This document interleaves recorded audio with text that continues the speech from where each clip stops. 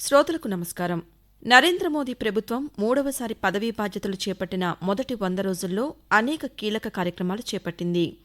అలాగే ఇదే సమయంలో ప్రభుత్వం తీసుకున్న మరెన్నో నిర్ణయాలు ప్రజల జీవితాలను సానుకూలంగా ప్రభావితం చేశాయని చెప్పవచ్చు.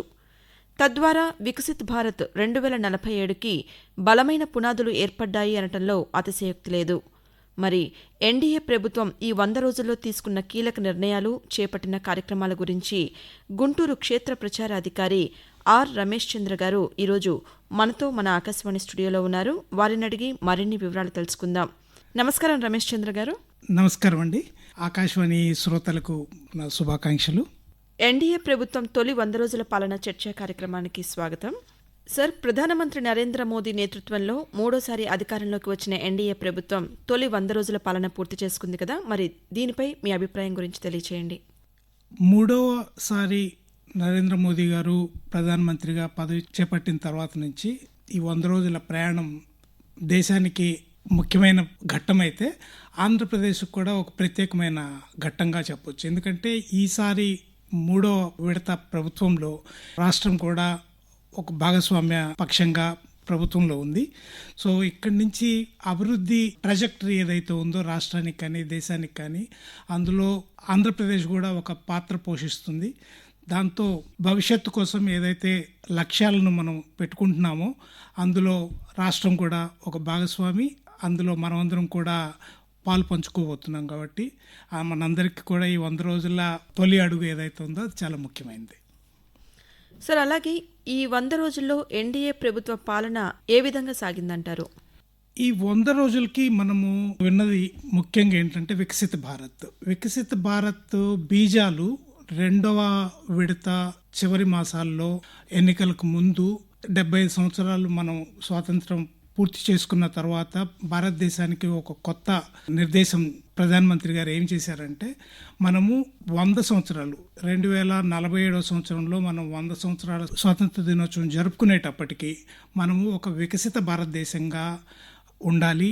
దానికోసం మనం ఈ 25 ఏళ్ళు కష్టపడితే 25 ఏళ్ళు మనం ఏ లక్ష్యాలను అయితే నిర్దేశించుకుంటామో వాటి కోసం ఎలా అయితే పాలసీలు కానీ ప్రోగ్రామ్స్ కానీ వెల్ఫేర్ యాక్టివిటీస్ కానీ ఇవన్నిటిని మనం వేటిని నిర్ధారించుకుంటామో దాన్ని బట్టి మనం 100 సంవత్సరాల స్వాతంత్ర దినోత్సవం జరుపుకునేటప్పటికీ మనం ఒక అభివృద్ధి చెందిన దేశంగా, ఇంకా అప్పుడు కూడా అభివృద్ధి చెందుతున్న దేశము అనే ట్యాగ్ మన దేశానికి వదిలి అభివృద్ధి చెందిన భారతదేశం, దానికోసం మనకు గత ఎన్నికల ముందు ఈ నినాదం మనకు ఇచ్చారు. ఆ నినాదాన్ని ప్రజలు ఆదరించిన తర్వాతే నరేంద్ర మోదీ గారికి మూడవ విడత కూడా వరుసగా పట్టం కట్టారు. సార్, ప్రధానమంత్రి మొదటి 100 రోజుల్లో అనేక నిర్ణయాలు తీసుకున్నారు కదా, మరి ఈ అంశాలు వికసిత భారత్ లక్ష్యానికి ఎంతవరకు దోహదపడతాయంటారు?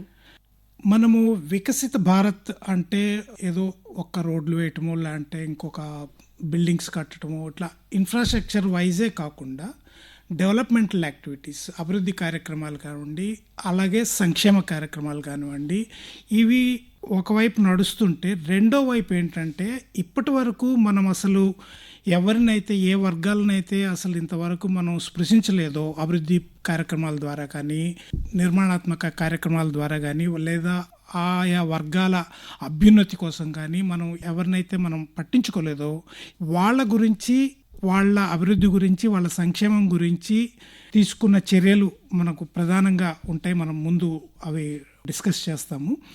సో వాటితో పాటు భారతదేశంలో త్వరితగతిన అభివృద్ధి చెందాలి అంటే కావాల్సిన ఇన్ఫ్రాస్ట్రక్చర్ ఏంటి, దానికి కావాల్సిన మన పాలసీస్ ఏంటి, తర్వాత మహిళలు ఏదైతే ఉన్నారో మహిళల కోసం, వాళ్ళ సాధికారత కోసం, లేదంటే భారతదేశ ఆర్థిక వ్యవస్థలో వాళ్ళని భాగస్వాములుగా చేయటం కోసం ఏవైతే కార్యక్రమాలు ఉన్నాయో 100 రోజుల పాలనలో మనం చూసాం. దాంతోపాటు రైతుల కోసం కూడా ప్రత్యేక కార్యక్రమాలని 100 రోజుల్లో మోదీ ప్రభుత్వం అమలు చేయడానికి ప్రకటనలు చేసింది. సార్, అలాగే మోదీ 3.0లో తొలి నిర్ణయంగా కిసాన్ నిధి 17వ విడత కింద 9.3 కోట్ల మంది రైతులకు 20,000 కోట్ల రూపాయలను విడుదల చేశారు కదా, మరి రైతులను ఆహార ప్రదాతలుగా మాత్రమే కాకుండా కేంద్ర ప్రభుత్వం రైతుల సంక్షేమానికి కట్టుబడి ఉందని చెప్పవచ్చుంటారా? ఖచ్చితంగా. మీరు కిసాన్ సమ్మాన్ నిధి గురించి చెప్తున్నారు కాబట్టి ఇది ఒక ప్రత్యేకమైన నిధి. రైతులకి క్రమం తప్పకుండా ప్రతి 4 మాసాల్లో ఒకసారి 2,000 రూపాయలు చొప్పున ప్రతి రైతు, చిన్నకారు రైతు, మధ్య తరగతి రైతులకి అందరికీ 6,000 రూపాయలు ప్రతి సంవత్సరం. వాళ్ళకి ఇది 6,000 రూపాయలు ఎంత ఉపయోగపడుతుందో మనం ఒక రైతును అడిగితేనే తెలుస్తుందండి. ఈ 100 రోజుల పాలనలోనే 17వ విడత కిస్తు కూడా చెల్లించారు. దేశం మొత్తంగా 8,56,00,000 మంది రైతులు ఈ కిసాన్ సమ్మాన్ నిధి నుంచి లబ్ధి పొందుతున్నారు. మన రాష్ట్రంలో కూడా దాదాపు 50 లక్షల మంది దాకా రైతులకి కిసాన్ సమ్మాన్ నిధి లబ్ధి పొందుతున్నారు. సో దీంతో పాటు ఖరీఫ్ ఎంఎస్పి కూడా పెంచారు. దీంతో పాటు భారతదేశంలో కొత్తగా మిషన్ మౌసం అనే ఒక కొత్త పథకాన్ని ప్రారంభించారు. దాన్ని 3 ప్రభుత్వ విభాగాలు అమలు చేయబోతున్నాయి త్వరలో. దీంతో ఏంటంటే స్థూల స్థాయిలో కాకుండా సూక్ష్మ స్థాయిలో వాతావరణంలో జరిగే మార్పులు, ఒక పర్టికులర్ క్రాప్కి సంబంధించిన మార్పులు కానీ, ఆ వాతావరణం ఎలా పంటల్ని ప్రభావితం చేయబోతుంది, లేదంటే వాతావరణంలో జరిగే మార్పుల వల్ల ఏమన్నా ప్రకృతి వైపరీత్యాలు ఏమన్నా జరగవచ్చా, లేదంటే వర్షాలు ఎక్కువ పడవచ్చా, తక్కువ పడవచ్చా, ఇలాంటి వివరాలు రైతులకు త్వరితగతిలో అందజేసే ప్రయత్నమే మిషన్ మౌసం. ఈ ప్రోగ్రామ్స్ ఏవైతే ఉన్నాయో, కిసాన్ సమ్మాన్ నిధి కానివ్వండి, తర్వాత మిషన్ మౌసం లాంటివి కానివ్వండి, తర్వాత సాయిల్ టెస్టింగ్ కిట్స్, ఇవన్నీ పాతవి అయినా కానీ ప్రతి రైతుకు అవి చాలా ఇంపార్టెంట్. వాటిని ఈ ప్రభుత్వం ఖచ్చితంగా అమలు చేసి రైతులు నష్టపోకుండా వాతావరణ వివరాలు తీసుకుంటూ, అదే సేమ్ టైం ప్రభుత్వం అందించే వివిధ రకాలైన డిఏపి కానివ్వండి, యూరియా కానివ్వండి, ఇలాంటివన్నీ వాళ్ళకి ఆర్థికంగా లాభం చేకూర్చే ప్రయత్నాలు ప్రభుత్వం చేసింది. సార్, ఇంకా రహదారుల విషయానికి వస్తే 25,000 మారుమూల గ్రామాలను ప్రధాన రహదారులకు అనుసంధానం చేయడం వల్ల గ్రామీణ వికాసానికి ఇవి ఎంతవరకు దోహదపడతాయంటారు? ఎన్డీఏ ప్రభుత్వము మనం చూస్తే ఓ రకంగా చెప్పాలంటే వాజ్పేయి గారి హయాంలో ఉన్న ఎన్డీఏ ప్రభుత్వం, తర్వాత మోదీ గారి హయాంలో వచ్చిన ఎన్డీఏ ప్రభుత్వాలు రహదారులు, కనెక్టివిటీ వీటి మీద ప్రత్యేక శ్రద్ధ వహిస్తాయి.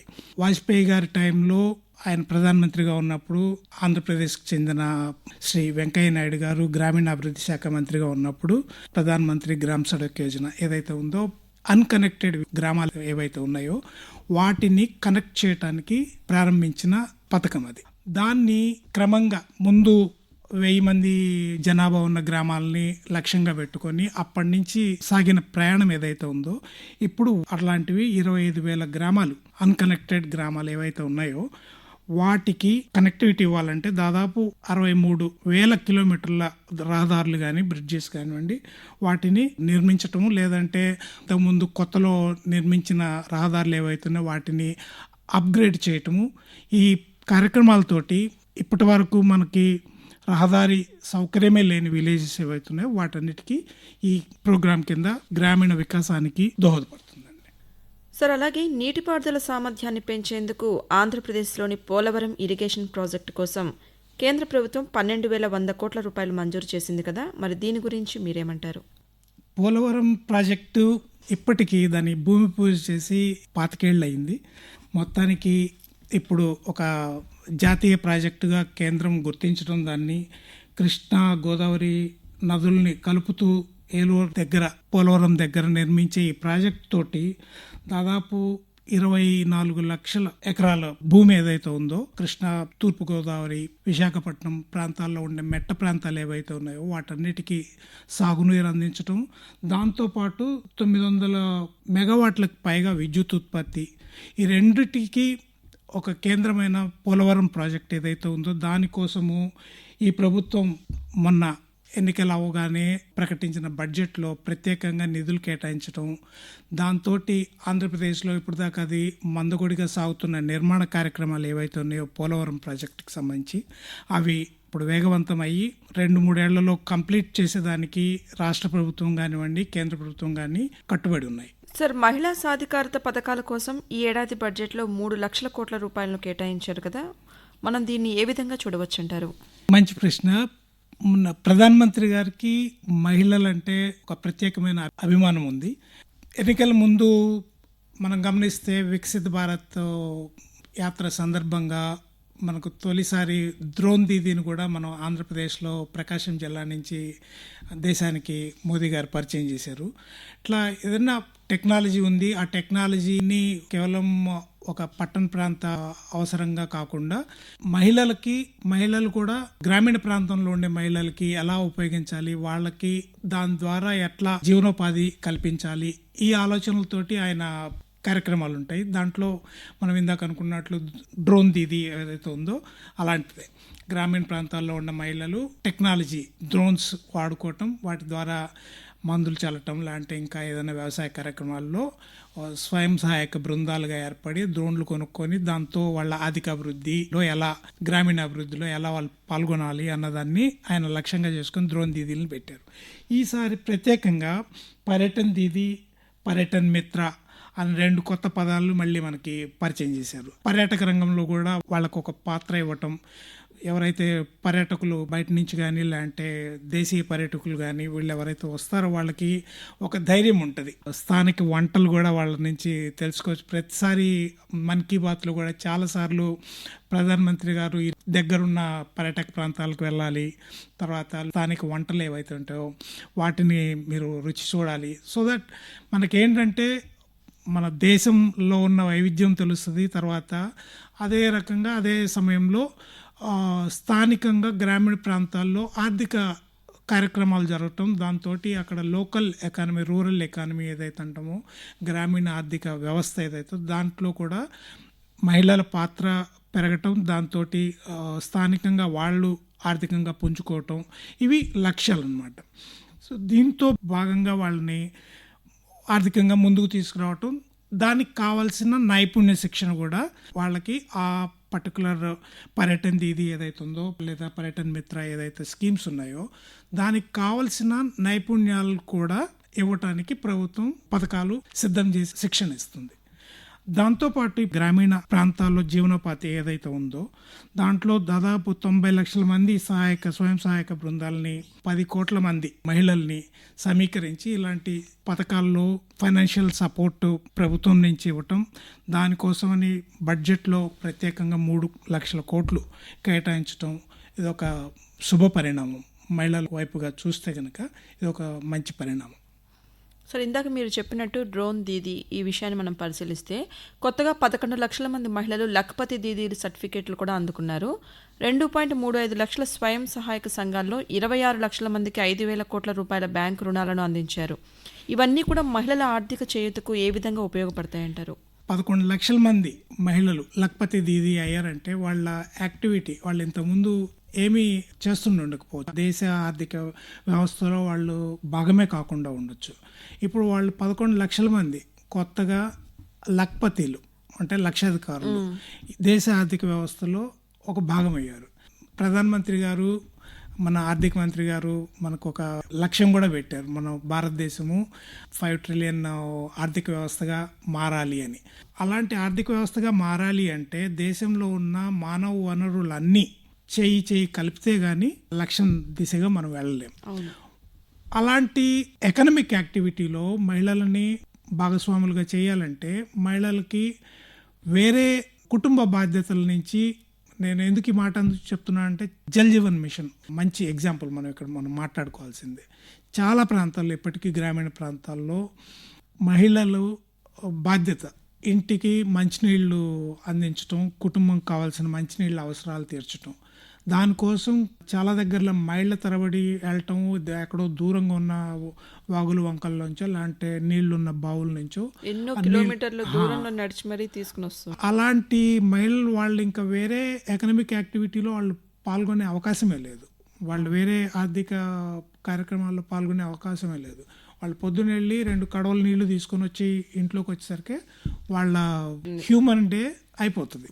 సో అలాంటి వాళ్ళకి జల్ జీవన్ మిషన్ ద్వారా వాళ్ళ ఇంట్లో ట్యాప్ నల్సే జల్ మనం ఏదైతే అంటే కుళాయి ద్వారా మన ఇంట్లో మనకు నీళ్ళు వస్తున్నాయంటే ఒక మహిళ ఆ బాధ్యత నుంచి ఆర్థిక అవసరాల వైపు చూడగలిగే అవకాశం కల్పించటం, అంటే ఒక స్టెప్కు ముందు ఖచ్చితంగా అలాంటి అవకాశాలు కల్పించి, అలాంటి సౌకర్యాలు కల్పించిన తర్వాత వాళ్ళని అవకాశాల వైపు చూసుకునేలాగా ఒక మార్గం చూపించారు.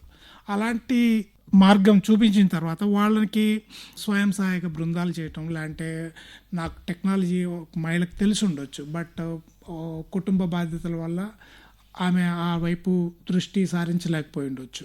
ఇప్పుడు ఆ అవకాశం లేదు. మీరు టెక్నాలజీ ఉంది, స్థానికంగా ఏదైనా ఐటీఐ ఉంటే అక్కడికి వెళ్ళి మీరు శిక్షణ పొందటం, డ్రోన్ దీదీ అవుతారా, లేదంటే ఏదైనా హోటల్ మేనేజ్మెంట్ సంస్థల్లో చేరి పర్యటన దీదీ అవుతారా, అది మీ చాయిస్, మీ దీన్ని బట్టి. లేదు మీరు స్థానికంగా ఏదన్నా బొమ్మలు చేయటం ఇలాంటివి, వీటి మీద కూడా ప్రధానమంత్రి గారు చాలా ధ్యాస పెట్టారు ఎప్పటి నుంచో. అంటే వీటన్నిటిలో మనకు కనిపించని మానవ వనరులు ఏవైతే ఉన్నాయో అవి మహిళలు.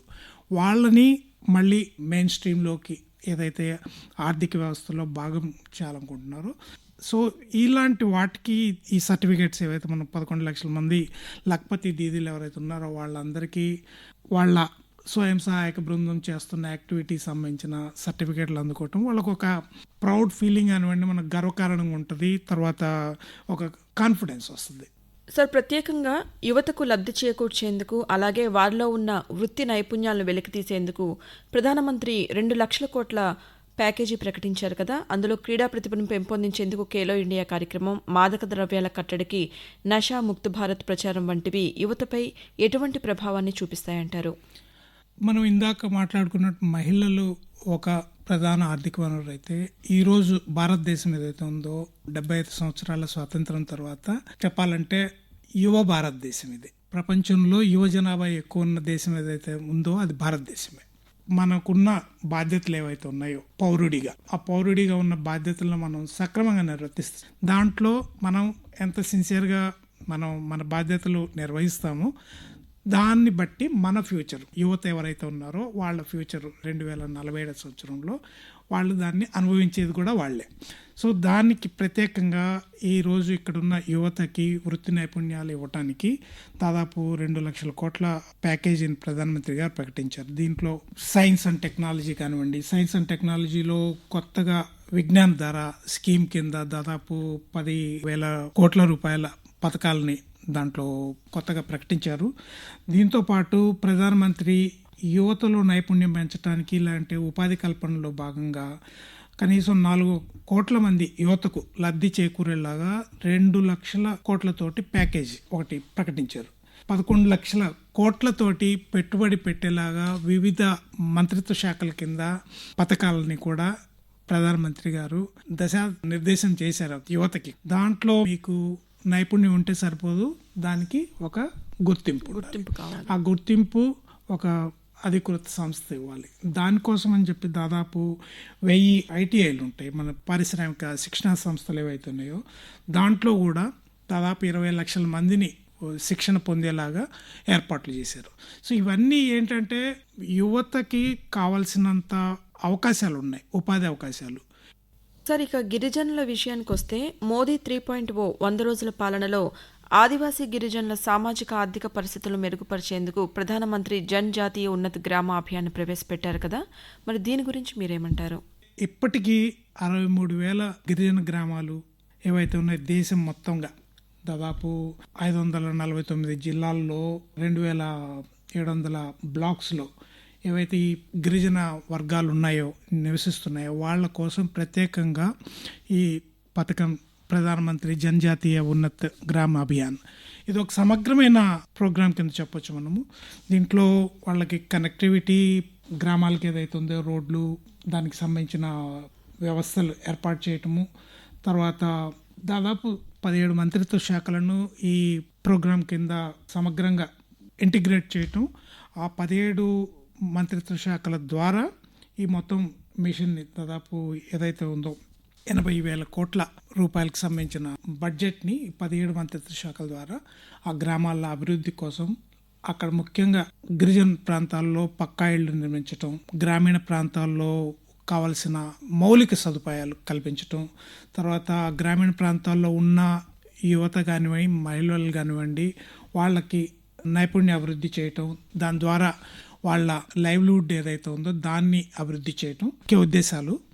దాంతోపాటు ఒక మంచి విద్యా సౌకర్యాలు కల్పించటం, దాంతోపాటు మన ఆరోగ్య వసతులు కల్పించటం, ముఖ్యంగా ఈ గిరిజన ప్రాంతాల్లో ఉన్న ఈ తరం అయితే చదువుకొని వాళ్ళకు విద్యా వైద్య సౌకర్యాలు అందుబాటులో ఉండుండొచ్చు. చదువుకోలేని వాళ్ళు, వయోవృద్ధులు, గిరిజనులు ఎవరైతే ఉన్నారో వాళ్ళకి ఈ పథకాల గురించి తెలియదు, అభివృద్ధి ఏంటన్నది వాళ్ళకి తెలియని పరిస్థితిలో ఉన్న వాళ్ళకి కూడా ఆరోగ్యం అందించటం, ముఖ్యంగా మొన్న ఆయుష్మాన్ భారత్ 70 ఏళ్ళు పైబడిన అందరికీ అందుబాటులోకి తీసుకురావడం పెద్ద విప్లవాత్మకమైన చర్య కింద చెప్పొచ్చు. దాంట్లో ప్రతి 70 సంవత్సరాలు పూర్తి చేసుకున్న భారతీయులందరూ లబ్ధి పొందొచ్చు. ముఖ్యంగా ఇలాంటి గిరిజన ప్రాంతాల్లో ఎవరైతే ఉన్నారో వాళ్ళకి సీజనల్గా వచ్చే ప్రాబ్లమ్స్ కానివ్వండి, లేదంటే అదర్వైజ్ పోషకాహార లోపం వల్ల వచ్చే ప్రాబ్లమ్స్ కానివ్వండి, వేరే ఆరోగ్య సమస్యలు కానివ్వండి, వీటన్నిటికీ ఒక మార్గం చూపించడానికి ఈ కొత్త పథకం ఏదైతే ఉందో దాన్ని ఉపయోగించి దాదాపు 17 మినిస్ట్రీలు ఇందా చెప్పినట్టు కృషి చేస్తాయి. దీంతో దేశంలో ఒక వినూత్నమైన పరిణామంగా చెప్పొచ్చు. ఎందుకంటే ఒక పెద్ద వర్గం, గిరిజన వర్గం ఏదైతే ఉందో వాళ్ళకి అభివృద్ధి ఏంటి, సంక్షేమం ఏంటి, ఆర్థిక వ్యవస్థ ఏంటి, దాంట్లో అసలు వాళ్ళ పాత్ర లేకుండా ఉండడం అన్నది శోచనీయం. దాని గురించి ఆలోచించి ప్రధానమంత్రి గారు ఈ కొత్త పథకం ఏదైతే ఉందో దాని ద్వారా ఆ వర్గాలను కూడా ప్రభుత్వం ఉంది, భారత ప్రభుత్వము అందరికీ అవకాశాలు కల్పిస్తుంది, అందరినీ ఆదుకుంటుంది. ఈ 2 సందేశాలు అయితే గట్టిగా ఇవ్వగలిగారు. సార్, 2047 నాటికి భారతదేశాన్ని అభివృద్ధి చెందిన దేశంగా మార్చాలనే దృఢ సంకల్పం ఎన్డీఏ ప్రభుత్వం గడిచిన 100 రోజుల పాలనలో సాగిందని చెప్పవచ్చంటారా? ఖచ్చితంగా. ఈరోజు మనం చర్చించుకున్న విషయాలు చూస్తే, 1 మౌలిక సదుపాయాలు, 2 దేశం ప్రపంచ అభివృద్ధి చెందిన దేశాల సరసన నిలవటానికి కావాల్సిన చెక్ లిస్ట్ ఏదైతే ఉందో, విద్య కానివ్వండి, ఆరోగ్యం కానివ్వండి, లేదంటే సంక్షేమం కానివ్వండి, లేదంటే ఇతర మౌలిక సౌకర్యాలు ఏవైతే ఉన్నాయో పారిశ్రామిక అభివృద్ధికి కానివి, అట్ ద సేమ్ టైం మనము పర్యావరణానికి కూడా అంతే ప్రాధాన్యత ఇస్తాము.